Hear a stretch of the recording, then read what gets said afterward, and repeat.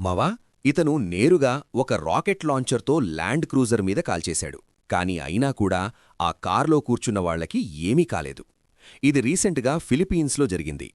ఇద్దరు వ్యక్తులు ఓమ్నీలా కనిపించే వెహికల్లో వచ్చారు. ఆ తర్వాత ల్యాండ్ క్రూజర్ను పూర్తిగా ధ్వంసం చేశారు. కాని ఆ ల్యాండ్ క్రూజర్ ఒక బుల్లెట్ ప్రూఫ్ వెహికల్ కావడంతో దానికి జరిగిన డ్యామేజ్ ఎక్కువగా రేర్ డోర్ దగ్గర ఇంపాక్ట్ వరకు మాత్రమే వచ్చింది. అలాగే సస్పెన్షన్ కూడా విరిగింది. అందుకే ఎప్పుడైతే మీ కార్ని బుల్లెట్ ప్రూఫ్గా కన్వర్ట్ చేయించుకోవాలనుకుంటారో మొదటిగా అందరూ చూస్ చేసుకునేది టొయోటా ల్యాండ్ క్రూజర్. ఒకవేళ అంత డబ్బు లేకపోతే టొయోటా ఫార్చునర్.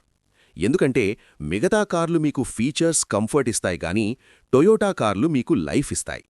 మీకు తెలియకపోతే ఒక విషయం చెప్తాను. టొయోటా ల్యాండ్ క్రూజర్ లాంటి కార్లను బుల్లెట్ ప్రూఫ్గా కన్వర్ట్ చేసే పని మహీంద్రా దుబాయ్లో మీ చేస్తుంది. ఇది ఇవాళ మొదలైన పని కాదు, చాలా ఏళ్లుగా ఇలా చేస్తూనే ఉంది. సబ్స్క్రైబ్ చేయమావా? ఇది మీకు ముందే తెలుసు అంటే కింద కామెంట్లో చెప్పండి.